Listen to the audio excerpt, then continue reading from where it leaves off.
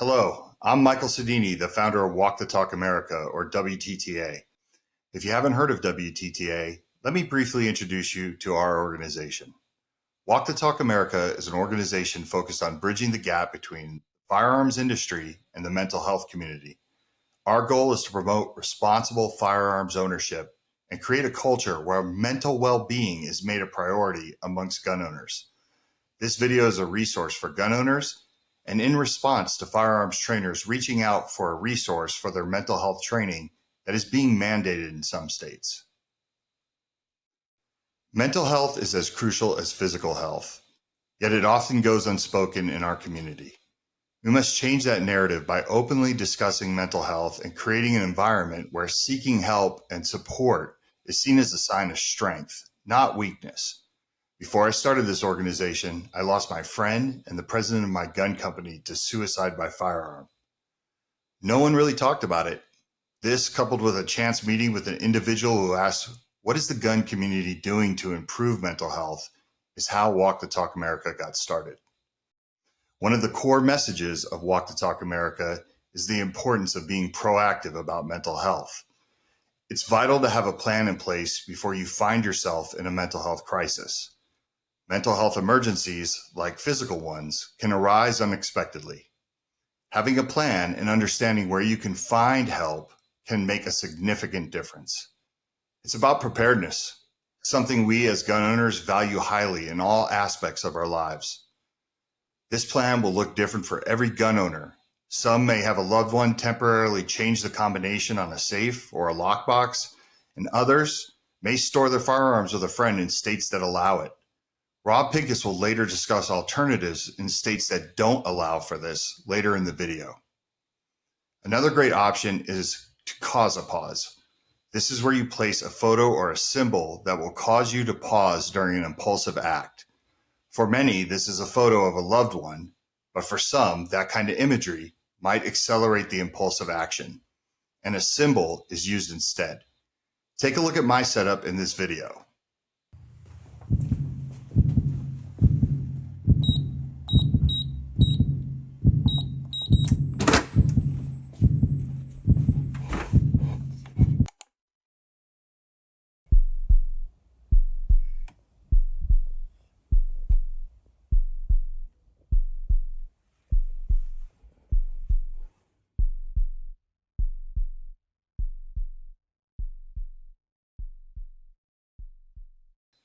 Next up in our video, let me introduce you to a gun-owning marriage and family therapist and WTTA board member, Jake Wiskerchen.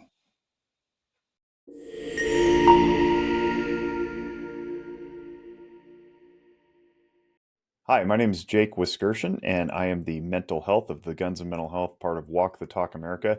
I've been invited in to talk to you a little bit about why it's important to be mentally aware and what that consists of. So, as a licensee of mental health care in Nevada, I know a little bit about what goes on in the brain and your mind and all that sort of stuff. I'm also a concealed carrier and have been for more than 10 years.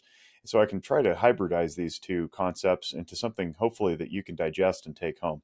By now, your instructor and probably Mike Sodini, the founder of WTTA, have talked to you a little bit about why the organization exists and why this component is included in your training today.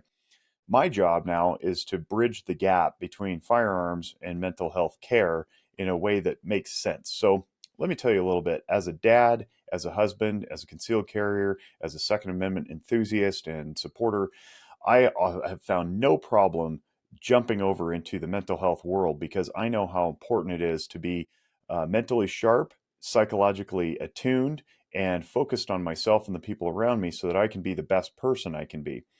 That works really well in the firearms community too, because as natural deciders of protection, we want to jump in front of things and keep people safe. And that's just kind of part of our calling. That's why you're in this class today, to be more proficient with your firearm, to learn maybe intuitive defensive shooting, to be more situationally aware. And all of that plays into how your brain works in response to the environment going on around you. I'm going to go over some basic stuff about emotional functioning because I think that emotional functioning forms the core of everything that we do when we interface with our environment, with people, at our jobs, with our families, and so forth. So Let me lay out real quickly for you. We have 10 core emotions, and don't worry about writing this stuff down because I have a whole video series that your instructor will pass out for you in the form of a flyer, and you can watch these videos at your leisure later. I don't want to bore you today. Take it on your own time, but please, please, please definitely digest this stuff because I think it's critically important to navigating life. So, our 10 core emotions, as they function in our brain, all have a purpose, and that purpose is to tell us what the stimuli in the environment are doing and how we can respond to them. So, if I'm feeling fear, for example, fear's job is to tell me that there's a threat or a danger present. And I need to navigate that with cognition, logic, reason, not be in an emotional state when I respond to this fear stimulus. I talk more about this in the video. So again, don't worry about writing it all down. But the point is to know this stuff really, really well so that when fear or excitement or happiness or shame or guilt even present in our lives, we don't just become victims to the emotion, but we can embrace it, know how to navigate through, and then make a logical decision following that emotional experience. So again, please understand this stuff. Take the time outside of this class to go study it well, and I promise it'll improve your relationships, your your boss employee communications, how you raise your kids, all sorts of stuff. And if you happen to be like a youth sports coach like I am, or a firearms instructor, it'll help you learn a lot better how to work through those courseworks and the classing and the classes and the teaching as well. I'm going to move on to something else. What's really critically important in the realm of emotional functioning is being aware of what your body is doing, what your brain is doing, and when you're aware, you can be more in charge of your responses. We don't want to be reflexively reacting to what goes on in our lives, especially when it comes to something like a defensive shooting or deployment of a firearm in a lawful situation. What we want to do is make sure that we're thoughtful and in charge at all times. And the way to do this is to practice it. So when you go home and you watch the videos, it's just me in front of a whiteboard explaining how your brain works. You'll learn, but then your job is to teach it also. Teach it to your children, teach it to your significant others, and then rehearse this stuff just like you would rehearse dry fire drills and putting rounds on target. We want to be in charge of our responses. And the reason we want to be in charge of our responses, again, like I said, so we don't become victims to our emotions. This is critically important because, as you all know, you probably heard of mood disorders. Well, mood disorders are just emotions that last a really long time. Mood disorders can get us into a bad shape. At its core, Walk the Talk America is a suicide prevention organization. But what we really want to do is get upstream from that and put people in charge of their emotions so they don't slide into mood disorders and then become suicidal. You've often heard that suicidal is an impulsive activity. And throughout the course of this video, you're probably going to hear Rob Pincus, for example, talk about responsible storage and separation in time of crisis. Well, we don't know what a time of crisis is unless we're self aware. And the way that we become self aware is we have to practice knowing what we feel, when we feel it, why we feel it, and then pushing through and responding in a logical, coherent way to whatever it is that made us feel how we felt. What we don't want to do is be sliding into reflexive, despondency or a crisis situation that we don't even know we're in, and then we find ourselves in a suicidal situation or even homicidal in some cases. We definitely don't want that. So, in order to avoid this stuff, it requires interpersonal awareness. One of the best ways to do that is to bounce things off of a trusted friend or colleague. Now, as society continues its lurch toward separation and individualization on our devices and our social media platforms, what we risk losing is actual human to human contact. And that human to human contact is really important for holding ourselves accountable. When we talk about accountability, it's not just accountability to our decisions and our leadership roles and the things that we do in life. It's also accountable one to another for what we're feeling inside. And if I'm feeling something, but I'm not necessarily being honest with myself, maybe my spouse, my wife in this case, could point this thing out to me and say, "Hey, babe, I think you're sliding a little sideways. You've been a little agitated. You're getting short with the kids. What's going on?" So that's an accountability partner that then makes me go, you know what? I have been on edge. Maybe I'm overstressed. Maybe I'm anxious. Maybe I haven't gotten enough sleep. Maybe I'm not eating so well. Maybe in that time of crisis, I need to be aware that I don't need to be around my firearms at that point, right? So that's what accountability is really all about. The simple fact is that although you're taking defensive shooting classes, you're taking marksmanship classes, you're taking your concealed carry weapons course, we are far more likely to turn our weapons on ourselves as firearms owners than we are to use them in a defensive situation. So we need to be aware of that. We need to practice emotional intelligence. We need to be emotionally aware. We need to be honest. We need to be vulnerable, and we need to be intimate with the people around us so that we don't get to that place. And if we do, we have a plan. And the plan can look something like an agreement with a significant other or a good friend or a trusted colleague to intercede and separate ourselves from the guns in that time of need. Now, it's great that, the state that you're in is requiring this to be part of the course. Some of us may have a different opinion about whether or not that should be required, whether or not it should be compelled upon us, but that doesn't matter. What matters is that I'm happy to be in front of you talking about this right now, because maybe without that, we never would have met. And I know I'm not really meeting you, but we can get to know each other a little bit through you watching the videos, going to the Walk the Talk America website, taking a free and anonymous mental health screening, and continually checking in on yourself, continually improving, continually listening to podcasts, watching YouTube videos, reading books, and just simply learning more about how you tick. Ultimately, what we want to be aware enough that when the crisis happens, we remove ourselves from the things that are most likely to put ourselves or others at risk. This is not government interference. This is just good, responsible firearms ownership. And I think that being mentally aware should be part of everyone's training. You probably heard Mike talk about it, and I'll reiterate it again, that when we separate ourselves from our firearms, it's to do so to make everybody safer. So some people have an aversion to putting their gun in a locked facility or a locked facility in a locked box or a locked safe. But a biometric safe or a quick access storage container should be as easily accessed as it is for you to put rounds on target. We spend a lot of time at the range. We spend a lot of time knowing our firearms. We spend a lot of time customizing them, but we should spend just the same amount of time accessing our guns in a critical incident, in the dark, next to our bed, with our loved ones around us, so that we don't hesitate and we don't just haphazardly leave them around. That is also part of training. Physical training, mental awareness training, emotional awareness training, and of course, figuring out how to put rounds on target. Thank you for watching this video. I really appreciate your participation, and I'll kick it over to Rob now.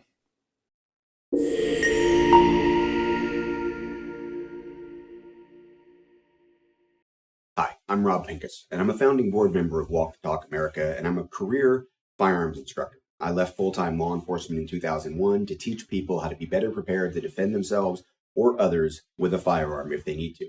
Chances are that's what you're interested in doing as well if you're listening to this video. This video is going to talk about your responsibility and your students' eventually responsibility to prevent unauthorized access to their firearms.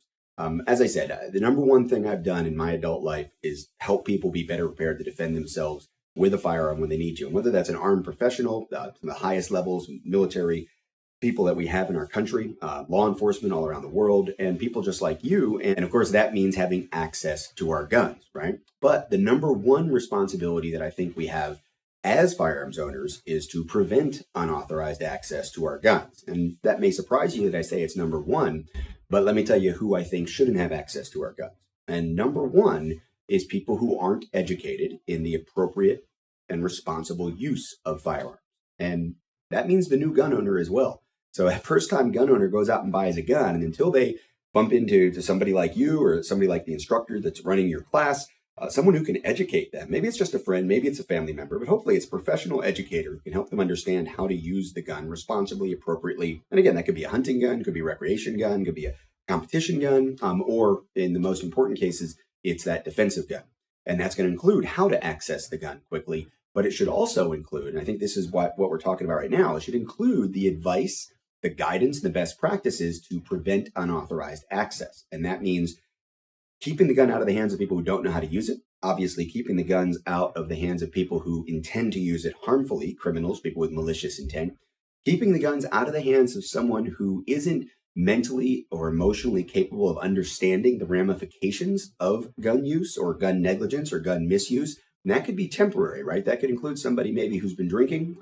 Personally, I don't carry firearms. If I'm having one drink with dinner, my gun's locked up. I don't have people over for a wine tasting or a whiskey tasting, and also do show and tell with guns. So we keep the guns and the alcohol separate, maybe other recreational drugs or prescription drugs that alter the way that you think or perceive the world. And then, of course, there's people who may be mentally or emotionally impaired that don't understand the negative potential outcomes involving the use of firearms. We make sure they aren't touching the guns.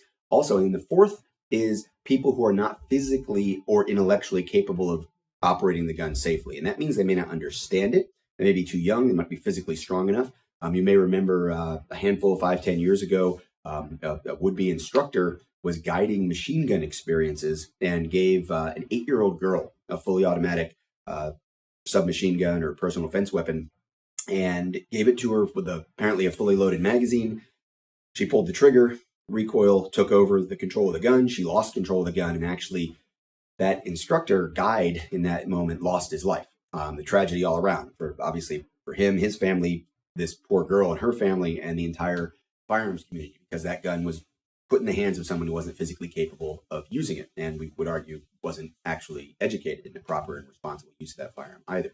So as an instructor, this is an incredibly important thing. We talk a lot about trauma mitigation as well. If you don't ask your students, hey, do you have kids in the house? How are you maintaining access control? And then that student of yours has a tragedy occur inside of their home involving one of their children. Maybe a child shoots somebody else, child shoots themselves with a gun that should have been locked up, should have had controlled access. That can haunt you. And I think all of us in the firearms industry, we know those stories and we know about those things. So I really want you to take ownership of this. It's something that I think is incredibly important. It's not just about hitting the target. It's not just about getting that reload done. It's not about quickly getting the gun into your hand and getting it out of the holster. It's also about making sure that when you're not in the immediate control, when you're not supervising the gun, when you're not able to make sure that no one's going to get to this gun unless they fight me to get to it, that we know that this gun isn't going to fall into the wrong hands, any of those 4 categories I talked about. So what are we going to do? Well, gun inside the holster is one thing, right? That's kind of going to prevent some level of unauthorized use, but obviously the gun's very accessible. And again, as I said, with a defensive gun, we want it to be accessible very quickly. But when I'm not using it for defense, that's when we're not carrying it for defense, I should say. That's when we're going to talk about either storage or staging. And it's important to differentiate between the two.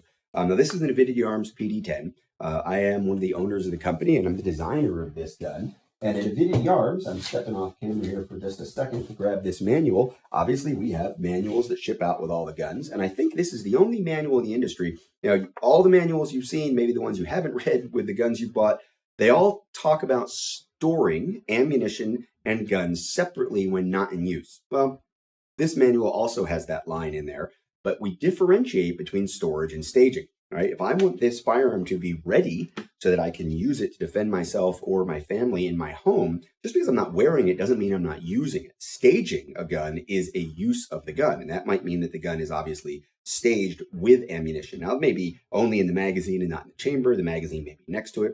But what I want to do is still control access. So as a defensive firearms instructor, I've had to really make sure that our students know there are ways to do that. Something like this quick access safe, for example, right? Great way to do that. Gives you a biometric, gives you a key code, punch code you can put in there. There's a hard key backup. You can get into this very, very quickly and easily. And this is something that we should be advocating for. And of course, advocating that our students train with it, practice getting the gun out under some kind of stress. There are smaller versions, right? This version here, same company, has a keypad, but no biometric. There are mechanical versions, which have mechanical locks that don't require any batteries or charging or anything like that, right? We can have this kind of a situation here where once this is locked, I mechanically push in my code, turn that, and I get access to the firearms that are within. Now we could do a whole video just on staging and home defense concepts, and you can take a look at my website, personaldefensenetwork.com. Maybe you have some things that you advise to your students, other people in the room. Have a discussion about this. Talk about staging, because staging is different from storage. Now, when we get into these bigger safes, obviously we're talking about access control also. This is a pretty unique safe. This has a storage compartment down below. It also has a quick access style safe compartment here with a keypad up here that we can put the firearm into. So that's kind of a combo safe. If nothing else, obviously, the firearms that we buy, they come in cases, and those cases, many of them, allow for just a simple padlock to be put on there. We talk about preventing unauthorized use as much as unauthorized access. Obviously, there's people in your home, they have access to the gun. We want to make sure that we're always clear that we don't expect that this is impregnable as a plastic case with a padlock on it.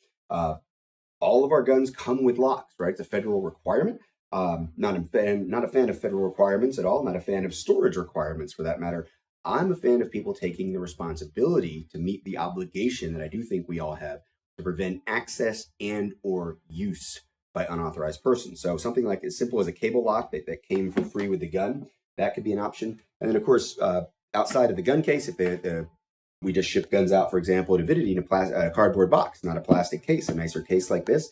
So you might want to buy a plastic case that will allow you to put a padlock on there as well for your firearm and firearms. And then you only need one set of padlocks. You don't need a padlock for every one of your gun cases. Something like this, the latest, greatest, kind of all the bells and whistles, Wi-Fi connected. It'll give you tamper alerts. It's got battery, obviously, power. We can plug it into the wall. We've got the biometric. We've got punch codes. We've got hard key. A lot of different things you can do with this. And of course, this gives you quick access to a long gun. So not only handguns are something that we all carry and stage for personal defense, but a lot of us also stage long guns, stage ARs or maybe a shotgun, something like that, PDW, lever action, whatever it may be. Well, now you can put that into this rifle-sized type safe. What if you can't afford the big safe? I get it, right? These things are not cheap, but you've got the AR. Well, there's other devices out there that are available as well that will allow you to prevent unauthorized use, if not unauthorized access, right? So we have this gun in our home. It's not in a safe. It is going to be staged for defensive use. You can see this is set up here for a whole bunch of things we could do with this gun, the way it's set up with a bipod and variable optic, backup optic, we got a tourniquet on there, all this stuff. But ultimately, if this were the gun that I was staging for home defense, I could use a device like this, insert it into the magwell, turn the key, remove the key, and this is going to give me a secure gun. So this is now locked in there. This actually meets California standards. It may just look like a hunk of plastic, but it's really not impossible, but it's hard to get out of there. I mentioned earlier, we don't think these plastic cases or these locks are, not capable of being defeated. If you give someone enough time and access to your guns, regardless of how you have them stored or staged, someone could obviously find a way to get this out of there. Now, when you go to get this out of there, you put the key in, you turn it, and then you just simply hit the magazine release, and that's going to eject that device. There are a lot of other devices out there that are available. I'll show you this one. This is kind of one of the newest things on the market in terms of securing an AR from unauthorized use. And this is from a company called Advon. And this simply replaces the grip, standard grip that you would have on any AR. And it gives you a key lock where now, because you don't have the safe, you have a separate key, and this actually locks the gun so that the selector switch cannot be manipulated. There's also some devices out there now for handguns as well. A company called GoSafe has a device that replaces a magazine in a Glock type firearm. And what it does is it actually, not only is it a lock, but it's also a magazine. So you can have a loaded magazine in your gun and deactivate the gun. Now, I get it. People are probably cringing and say, I don't like the idea of having a key and I have to go get the key and I have to unlock the gun and that slows me down. If you go back and look at some of the things I've written or said or shared in TV shows or articles or interviews, I'm not a big fan of that two-step process either. One of the things that I get a lot from people is, look, Rob, Second Amendment, government shouldn't be telling me what to do. You shouldn't tell me what to do. I have this gun so I can protect myself, my family. I don't want to make it any harder to get to it than it needs to be. I get it. All right. And I'm not talking about mandates and I'm not talking about legal issues here. What I'm talking about is, I think, a moral, ethical responsibility that we have. Why do we own these guns? We own these guns to be safer. We own these guns to be able to protect people. And I think sometimes that means we need to remember that we need to protect people from themselves. Sometimes, again, when it comes to like the drinking or maybe a temporary mental health issue that's being dealt with, that means also removing ourselves from immediate access to guns, making sure that we take that extra step to deter the potential worst case scenario negative outcomes from being possible with our firearms, our family, our friends, people that are in our home, people that are contractors that are working there. In our workplace, we have other people. I'm at the factory right now for Avidity Arms. There's some people in here are obviously lifelong gun owners and very, very skilled in the use of guns and very knowledgeable about firearms. There's other people in here that don't own a gun, maybe have never even shot a gun, but they work at a gun factory. Doesn't mean I'd want them necessarily picking up a completely assembled gun, even though they're really good at making some of the parts that go into it. Somewhere in this room, there's an instructor who's playing this video for you and letting you know why these things are incredibly important, not just to me and Personal Defense Network and Walk the Talk America, but to you and to the entire gun owning community. Thanks to them, wherever they are, wherever he or she may be. I really appreciate the opportunity to talk to anyone who's willing to listen to this information about meeting firearms owners' number one responsibility, preventing unauthorized access and use. Thanks.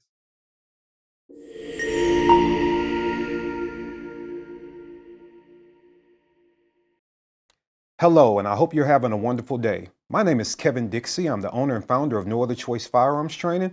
We do firearms training all across the country for civilians, military, law enforcement, and anybody in between that we can help out that wants to protect their lives and learn more about this tool and how to use it for sport and self-defense and everything in between. I want to congratulate you on taking the step to become a responsible individual with a firearm. And I'm pretty sure you're in the hands of a competent instructor that's going to give you all the tools that you need to begin your journey and really getting out there and learning what it's like to protect yourself and protect your loved ones and become involved in all the different aspects of liberty that you would like. So once again, congratulations, and I'm happy to be a part of this journey with you. Alrighty, so let's get into the conversation. The reason why I'm on this video monitor in front of you today, you are with an instructor. That instructor is going to talk to you about these gadgets, and they're going to teach you, how to hold it, what it does. They're going to go over the nomenclature. You're going to talk about some laws, I'm sure. You're going to have a well-rounded discussion around this thing, which is awesome, which is great. I can tell you, we all come from different backgrounds. One of the things that I love about what I like to call the freedom community, people that are into the lifestyle of self-preservation and the sport and everything that comes along with this decision that you're making today, is that we all have a myriad of experiences. We all come from different places, have done different things. Some of us have been in law enforcement, been in the military. Some of us have none of that experience. Just somebody that found something we love to do and we do it well. So we come from all kind of places, and that brings all kind of experiences, all kind of viewpoints. Well, the one thing that I've had the unfortunate pleasure of doing is I've been into firearms about 25 years, and I've been teaching firearms and instructing on one level or the other for about a quarter of a century now. For about 10 years of my life, one thing that I did was I put people in cages, and those people are just like you. And I know you're probably like, what do you mean? You're not putting me in a cage. I'm a law-abiding citizen. I'm not here to do anything wrong. I'm here to learn the laws and be responsible. I agree. And I'm pretty sure your instructor agrees, because why would they have a homicidal maniac sitting in front of them, right? So we agree. But what I can tell you is that I am the guy that goes unseen. And what I mean by that is I'm the guy that has to look at good people when they make bad decisions. So yes, my career, I had to deal with bad people. Bad people do exist. I've dealt with murderers, rapists. These are the individuals that I've had to contain to keep them out of society because they are no good for our society.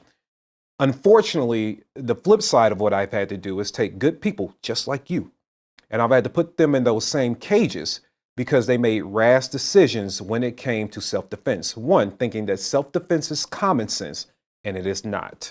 Please don't regard it as common sense. But what I noticed over the years is that we have things that are happening inside of us that we don't always address, and addressing those things can keep us out of trouble. So one of the things I'm going to talk to you about today that gets us into trouble is bias. So let's get into what bias is and how we can utilize it to be safe, while at the same time not putting ourselves or other innocent people in danger. All right, now that I have your attention, let's talk about what bias is. So by definition, bias is showing an unreasonable like or dislike for someone or something based on personal opinions. Opinions is going to be very important. That doesn't mean you've had a direct experience. So let's talk about in your lifestyle how bias can really play a part of keeping you out of trouble. So unfortunately, many years ago, there was a school shooting at Columbine. Now, made national news. Even back then, it was sad. Everyone was talking about it. Well, think about the individuals that committed that act. So when we start talking about bias, right? The individuals that committed that act were teenage white males who wore dark clothing to include dark trench style coats.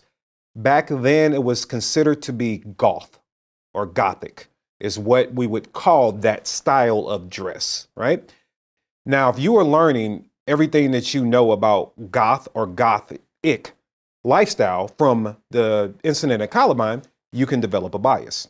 You can then say, okay, so white teenage males in dark clothing with dark trench coats, based off my opinion, because of what I have taken in, are a danger. You can easily say that. Whether you even live around people that embark in that type of lifestyle. So what happens when you start carrying a firearm, right? And you're walking around and you happen to see, if this bias goes untamed, you happen to see a teenage white kid, dark clothing, to include a trench coat, acting what you deem to be suspicious. Maybe this person starts to engage you in conversation. Maybe they seem a little hostile, in your opinion. There's that word opinion again. They seem a little hostile. And maybe you remember that this person is a threat to you because of your bias and that you have a gun. Then how might you respond to them? What chain of events might start to happen to where you begin to engage with them in a way where you actually do perceive them as a threat, even if they've done nothing? What is your bias? And have you taken the time to check it, to address it? Now, can your bias protect you? Sure, it can. Absolutely, it can. Because maybe using the example we're using, maybe that person was a threat that day. Or maybe they were just going to be an extreme annoyance to you. So you decided to cross the street, or you decided to go down a different aisle at the store, or whatever. So sure, can it keep you safe? Absolutely. But can it also cause you harm? Sure. Because if you assist in a chain of events that leads to some type of deadly force, then you can be held liable. Now, we can play the what-ism game all day. We can also get into, well, in my state, the law states this, so I could maneuver that way. That's fine. What I'm telling you from experience, and when I say experience, I mean watching grown adults with a lot to lose realize they're losing everything and go through some extremely hard mental processes, understanding that their freedom is at jeopardy. So my experience says that people that haven't controlled their bias in a healthy way find themselves escalating situations or not de-escalating them when the opportunity existed because of their bias. So let's talk more about some things that align with bias and how you can wrap this all up to make sure you stay out of trouble. Okay, so now let's discuss the cousin to bias, which is prejudice. What is prejudice? Well, I'm going to look right this way and read it to you. It's a preconceived opinion that is not based on reason or actual experience. Now, prejudice is often a word that is confused with racism, right? And although they have ties together, they are different. So if I tell you that you have a prejudice, you have to understand that we all have them. They can be both healthy and unhealthy, depending on the situation and depending on how much you allow your prejudice combined with your bias to guide your decision-making process. Okay, so what notions or preconceived notions do you have about a certain type of people? Could it be green people with orange hair? Does your heart start thumping a little bit? Do you have a preconceived notion of young black men in hoodies like I have on today? Do you have a notion about that? Now, you can say defensively, well, no, I don't have that one. Then my next question is, well, can you seek and find the one that you do have? Because we all have a prejudice. What is yours? And it matters when you're carrying a firearm or you're ever going to be in a situation where you might use force against another, because your prejudice combined with your bias could be misguiding your decision-making process. And that's what we want to really, really hone in on. And only you can truly do the work, but you have to think about it. So if you're going to leave the house that morning, right, and you see this person that reminds you of this prejudice, it could be the white teenage male in a trench coat, the young black kid in a hoodie. It could be the Italian woman with red hair and a loud voice. It could be a guy walking down the street that wears bright purple shoes and black pants, and you have a bad experience with people with bright purple shoes and black pants. Whatever it is, these individuals are still going to be functioning in society. And so when you interact with them, how are you responding to the offenses they may or may not cause you? And what are you doing? What is coming out of you that is then making them respond in a certain way? Remember, you're the one with the gun.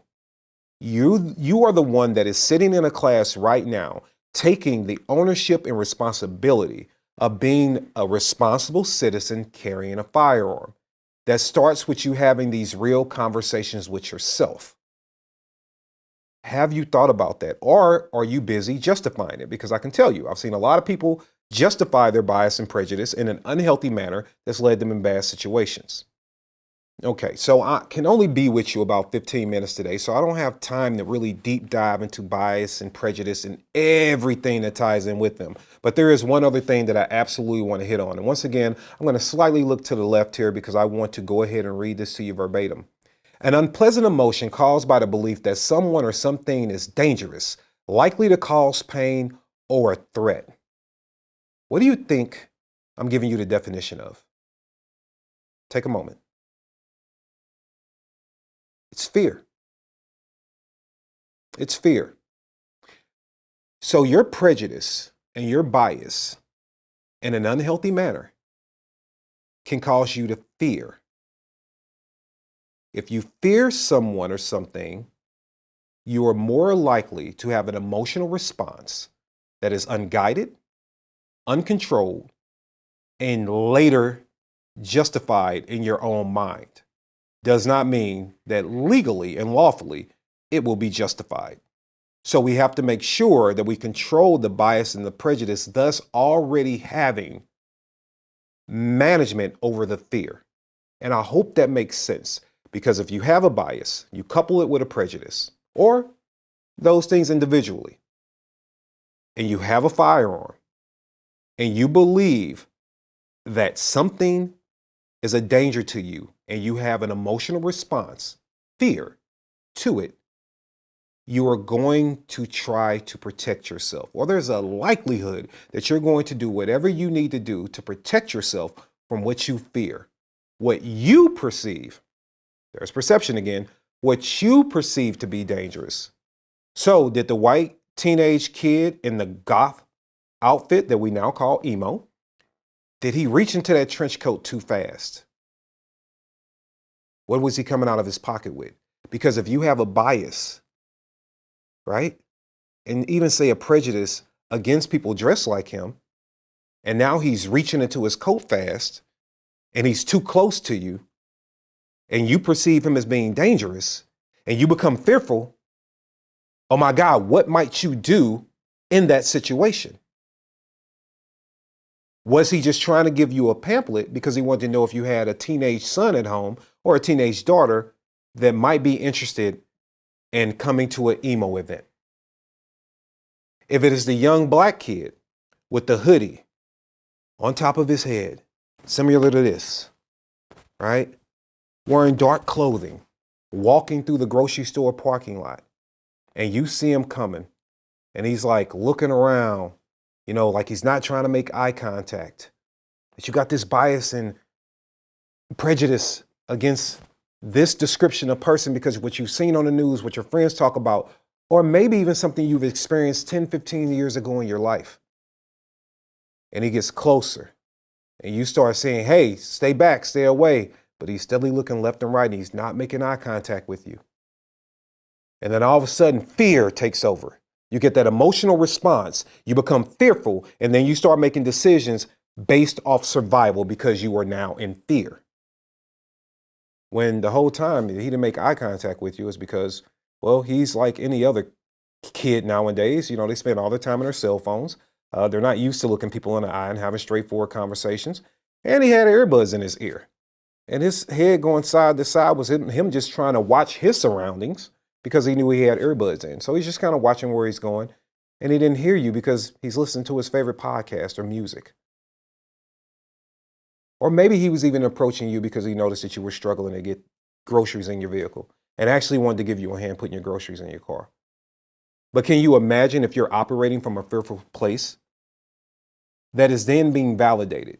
Confirmation bias is also a dangerous type of bias because if you're getting the signs that confirms your bias and your prejudice, then you're likely to go ahead and justify your deadly response to this individual that means you no harm. These are the conversations we have to have with each other.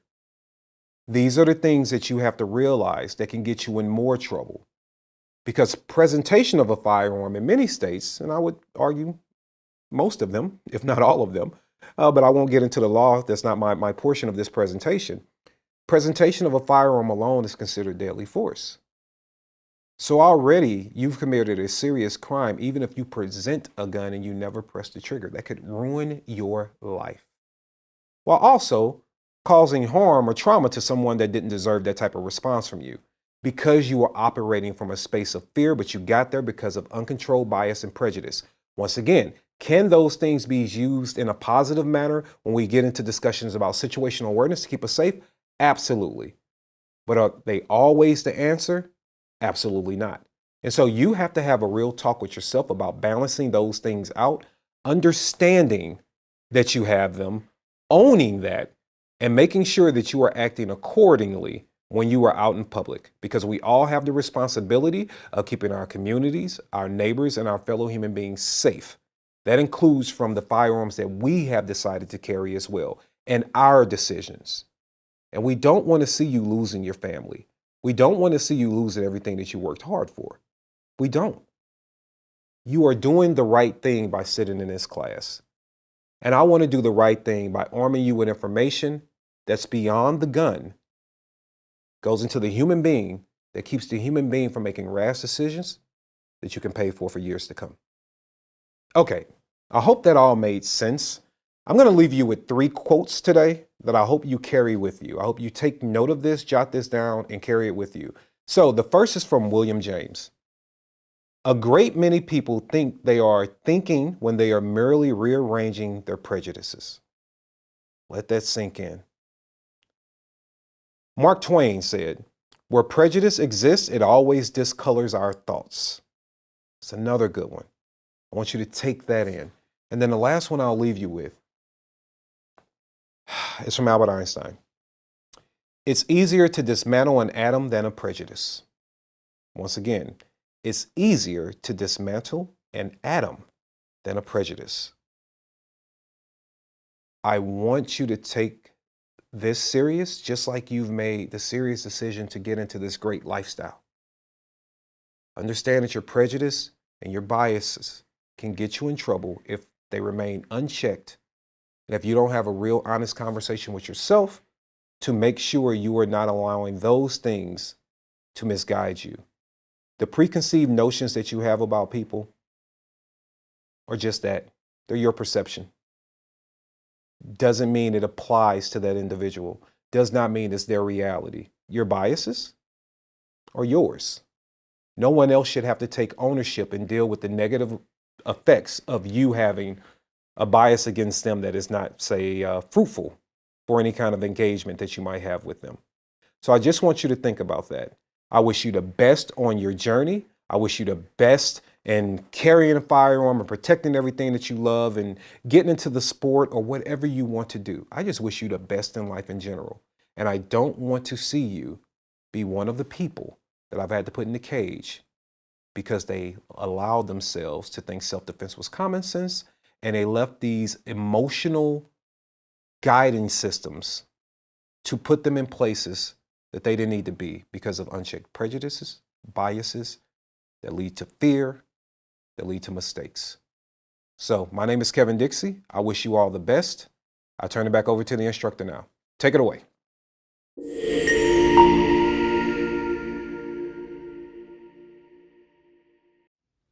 Hey everybody, Rob Pincus here, one of the founding board members of Walk the Talk America. I'm the executive director of Personal Defense Network, the owner of ICE Training Company, and I do a whole bunch of other things inside of the gun community, including serving as the executive vice president of Second Amendment Organization. And I've done a lot of fighting for gun rights along with my multi-decade career of educating people about being responsible with firearms and, of course, primarily being prepared to defend themselves or others with a gun when they need to. And again, from military, law enforcement, people maybe just like yourselves in a class here today who just want to be better prepared to defend yourselves or your family in public or in your home. Now, if you've already seen the chapter I did on access control, you know how important I think that is. I do think that controlling your guns, preventing unauthorized access or use is the number one responsibility of a firearms owner. Really close to that is understanding when you're the person who shouldn't have access to firearms, and maybe even having a plan for when you want to separate yourself from guns, or how you want to help other people in your environment, friends of yours, family members. Maybe you're going to end up working in the gun industry. Maybe you do work in the gun industry now, and it's going to be employees, students, customers, things like that. When we think about removing access, right away, let's be clear, we're not talking about the government. We're not talking about calling the government. We're not talking about people losing their gun rights. We're talking about people voluntarily, or maybe voluntarily after the encouragement and advice of caring friends and family, or other people in their environment, decide that they're going to not have immediate access to guns. Well, what do I mean by that? Well, wearing a gun in a holster on your body, that's about as immediate access as it gets, right? But also having a gun staged in your home for personal defense, for home defense, having a gun staged in your workplace, even having a firearm that isn't staged. And remember, we do make a big disclaimer when we say storing isn't staging. Staging is using a gun. It's putting a gun somewhere purposefully so that you can get to it quickly and use it if you need to defend yourself. But there's also storing guns where, obviously, if you're thinking about doing something irrational, if you're thinking about doing something impetuous, if you're thinking about doing something to hurt yourself or others, for any number of reasons why these things can happen. The great emotional trauma. This could be an influence of drugs or alcohol. It could be an anger issue that you're having trouble with. It could be some kind of other more serious mental health issue that you have to seek treatment for. Remember, as we talk about at Walk Talk America, and you've probably heard in this series of videos already several times, most mental health issues, especially if they rise to the level of potentially causing or being influenced in someone getting harmed with a firearm, harming themselves or harming someone else, they're temporary. They can be treated, right? If we treat mental health like we treat physical health, then we know that sometimes we're going to do things differently than we would if it weren't for the impairment, right? So we may think that we're going to go, run 2 miles a day every day this month and get more fit. But if we sprain our ankle, if we hurt our knee, we hurt our hip, we're not going to be able to do that. Maybe we're only going to be able to walk. Maybe we're not even going to be able to do that. We're going to change our patterns. Doesn't mean that we're not going to eventually be able to run again. Doesn't mean that running isn't important. Same thing with the firearm. Now, I mentioned when I talked about controlling access that I don't wear a gun or have guns readily available in my environment when I'm drinking. That doesn't mean that the guns aren't accessible, right? I can still get into my quick access safe. I could still go into my storage safes and get the guns out. I can get to the guns, but I'm choosing to not have them in my immediate personal space. I'm not wearing a gun, for example, in a restaurant when I'm drinking. Same thing if I were in some other recreational drugs, right? As legalization continues around the country, there's going to be more and more drugs involved in people's lives, and there's firearms in people's lives, and it may not even be the person who is owning the gun. Of course, it's federally illegal to possess the gun and use marijuana, even if it's illegal in your state, but it might be somebody else in the household that's using it. And you're thinking, you know what? Normally the gun is here. That person has access to the gun. If they're going to get high tonight, I'm not going to leave the gun there. I'm going to change the code. I'm going to do something like that. We might also want to intervene, again, on behalf of someone in our environment. And that may simply mean taking possession of the guns. But that's not always the easiest thing, either emotionally or legally, right? You're talking about removing property from someone's home, property that's important to them, property that is regulated. And in many states, we can't do private transfers. Now, we want to be really careful here, right? Again, Second Amendment, not my guns. Gun rights are important, but let's not use a talking point like, I can't save someone's life if private transfers aren't legal. If I want to take possession of someone's guns because they're in crisis or they're drunk or some other reason, I can't do that legally and I'm going to become a felon and it's going to be a problem. Well, let's talk about that. What are our options? Well, first of all, taking your quick access safe over to their house or anything with a padlock and bringing it over their house and locking the gun up, yet leaving it still under their roof in their possession, that wouldn't violate any law. Of course, if you're in a situation where you can take someone's firearms and they are willing to let you do that, great.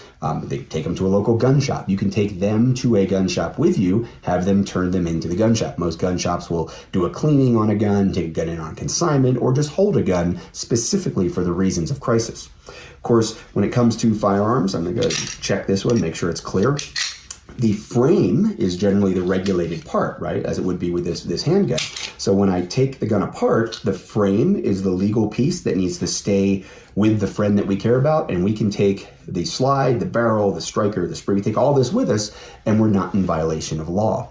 One of the other things you want to remind your friends, your family members, and people that might want to help you in the future is this same exact thing. Maybe the person that wants to help you or that you're going to ask for help when you're in a time of crisis, maybe they aren't gun people. They don't have gun safes. Maybe they have kids in the house. Maybe they're nervous about the idea of having a gun in their home. Okay, cool. Can you just hold on to this for me? Because this can't hurt anybody, right? And this is going to not be able to hurt anybody. We're going to separate the two. I'm going to hold on to this. This is the firearm. If you could put this in a closet somewhere or something, that would be great.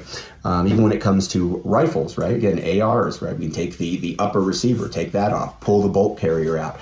And there's a lot of different things we can do if we get creative, even with a hunting rifle, something like this, right? There's a way, obviously, if you know your gun, in almost every case, we'll make sure this is clear, and we can remove the bolt. All right, so I just simply take this. The whole rifle can stay with the owner.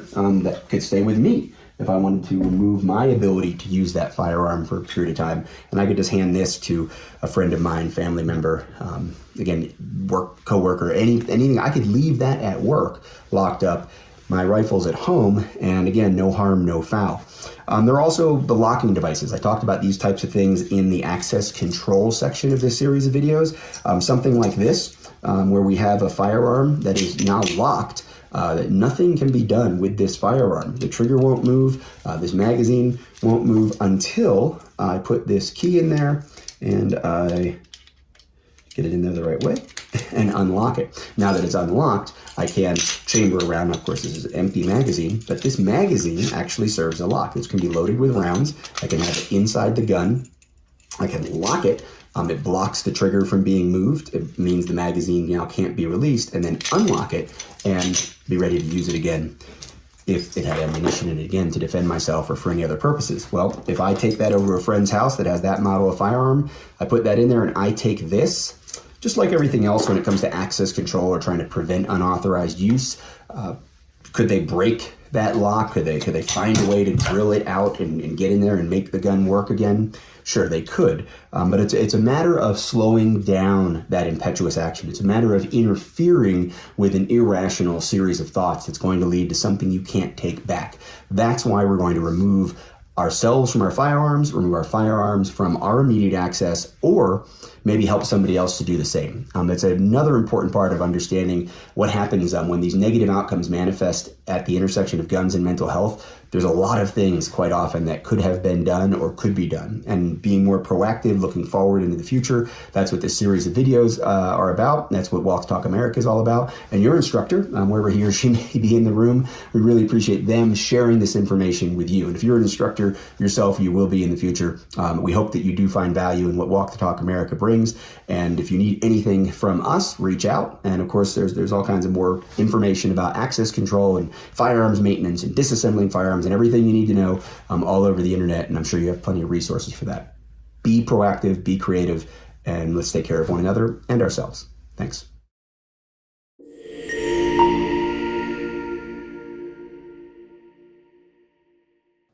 Hi, it's Jake again. Thanks for paying attention this far. We really appreciate that, certain states are making an effort to include mental health in their trainings for concealed carry weapons holders and all sorts of other people who are taking these courses. We don't particularly like that government is mandating us to do this, but we ourselves, as part of Walk the Talk America, believe that part of responsible gun ownership is knowing really well how our minds tick. I'm going to leave you with some statistics that hopefully help you focus in and pay attention a little bit further.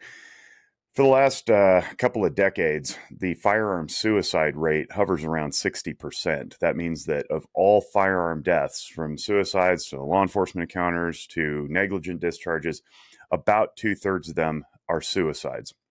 So that number fluctuates based on year, based on geography. We know that in the rural areas, that number's a little bit higher, sometimes north of 70 or 72%.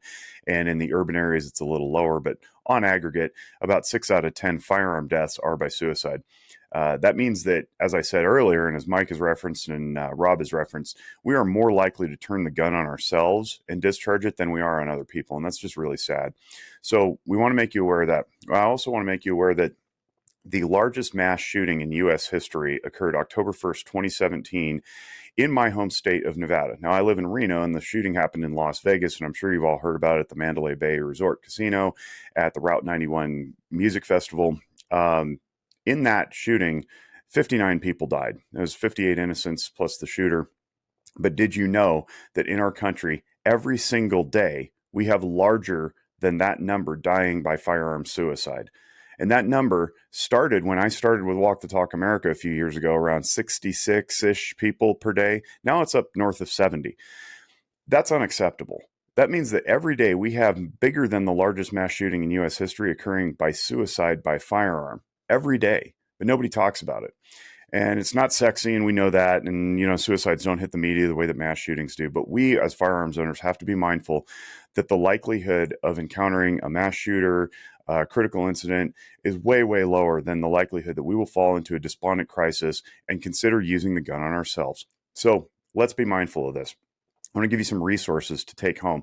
And like I said in the first section, don't worry about memorizing this stuff. Your instructor will have this handy on a sheet to hand out. But the book Walking Through Anger by Christian Conti is a great, great, great tool and resource for anybody to read. It's about $18 on Amazon. It's really digestible for any audience. It's applicable to any profession and certainly useful in your own homes too. So Conte, Christian Conti, that'll be on your screen. Check it out on Amazon, Walking Through Anger. It teaches you how to deal with people and regulate your own emotions and become aware of yourself. The next thing I want to throw at you is my own video series. It's available on zephyrwellness.org.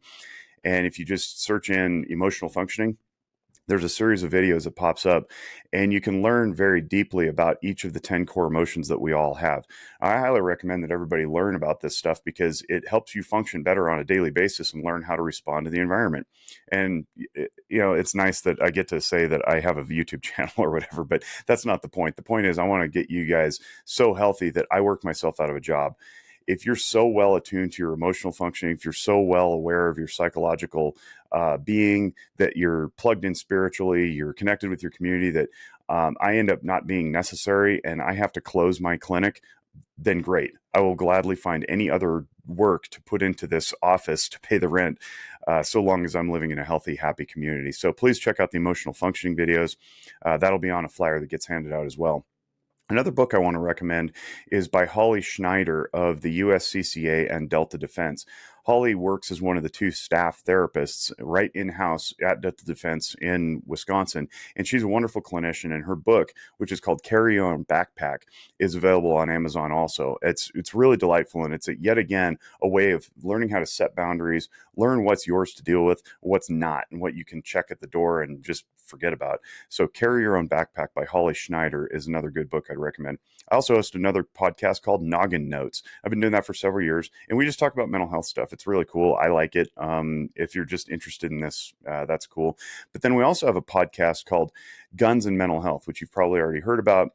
Guns and mental health is what it sounds like. We are at the intersection of guns and mental health, hence the t-shirt that I'm wearing, the sweatshirt I wore before. And we discuss concepts that are relevant to firearms owners, and from a psychological lens, we tackle certain concepts that we learned in grad school that you can then apply in your own lives, again, to solve your own problems. I want to work myself out of a job. The other three clinicians want to work themselves out of their jobs too. Eddie, DB, Brandon, the people who host the podcast are very serious about people being super, super healthy to the point that we don't need to work anymore. And we're not threatened by this. I'd gladly work at a brew pub the rest of my life if it meant that, like I said, my kids aren't getting bullied on the playground and I'm not watching couples argue in the grocery store.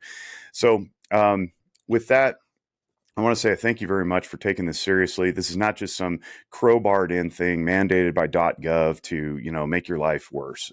We really want to take this seriously and not just merely check a box and pretend that we address something that we didn't really address. Screenings are available on the website. Wristbands are available. If you provide a donation, we'll mail you a wristband. Shirts are available through our little clothing store on the website. You can get hats. There's lots and lots of ways to support the organization, support the cause. We are a nonprofit, and I'm proud to do this for free. I'm glad that I get to have my salary generated by my employees so that I can do things like this. I don't have to worry about the money, but not everybody is in the same position within the organization. So the more resources we get, the more we can augment the message, including through like social media marketing and YouTube videos and more resources for more people to get even healthier. And speaking of those YouTube videos and resources, the last thing I want to leave you is on the Walk the Talk America website, we have cultural competence courses. If you're a clinician, especially anybody under the medical umbrella, and you want to learn more about firearms culture, maybe you're a concealed carrier like I am. I've been a concealed carrier for a decade or more. I've owned guns my whole life, but I wasn't really that into gun culture until I joined up with WTTA and started learning about it. If you fall into that category, this is critical to your practice to be able to convey a message of compassion to gun owners who come in for care and not spook them with fumbling, clumsy language. Please, please, please check out our cultural competence course. In that course, part 1 anyway, there's also a component related to counseling and psychotherapy. I teach about the ins and outs of what it's like to come into the office, what diagnostic criteria are, what you can expect, and that kind of thing. So if you're not a clinician, if you're not in the medical field, and you're just a random gun owner who just wants to defend him or herself, and you want to learn about this counseling stuff in this mental health realm, please check that out. Also, it's beneficial for both parties. Also, share it around with your friends and colleagues, because if you know people who aren't gun owners, it's an outstanding way to learn the basics of gun culture. Rob does a great job teaching on that stuff. And I think that Mike and I do a pretty good job covering the rest of it. So check out part 1 of the cultural competence. Part 2 of the cultural competence, both of which are good for continuing education credit if you happen to be in the medical profession, also deals with more culture. We have 4 people giving their testimony. One's a police officer who is a therapist. One is our own Eddie Davenport, who is a former EMS worker, who is now a licensed clinical social worker. The next is a retired Air Force sergeant, talks about military culture and how it relates to his own firearms enthusiasm. And then the last is a psychiatrist, and she explains the world of psychiatry. So both courses are about 3 hours. They're really, really useful. If you want, you can even listen to them on 1.5x speed and get through them quicker. But the point is, please immerse yourself in more information so that this conversation is not weird and awkward and fumbling and clumsy. We can normalize, without going overboard, the conversation about being mentally well. And that's the whole point. We want to get upstream from this. At our core, we're a suicide prevention organization, but we acknowledge that not everybody gets into that dark space.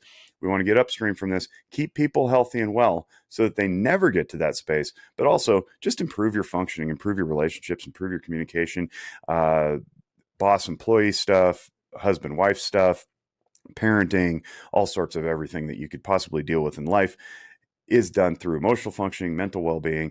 And if you're carrying a firearm, that's great too. We want to exercise our rights and we want to do them responsibly. Thank you very much for your time and attention. We appreciate your interest and enthusiasm in continuing to augment your own knowledge base, becoming more responsible, taking courses. Please continue to train, and we wish you all great mental wellness.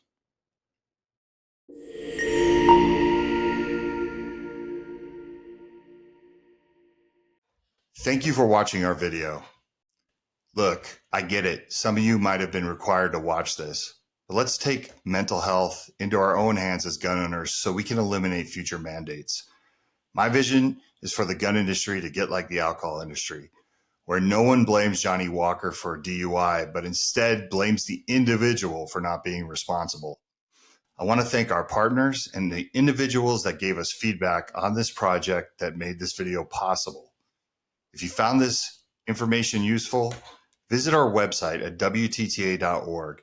We have free and anonymous mental health screenings, training for mental health professionals on how to help gun owners, and many more resources.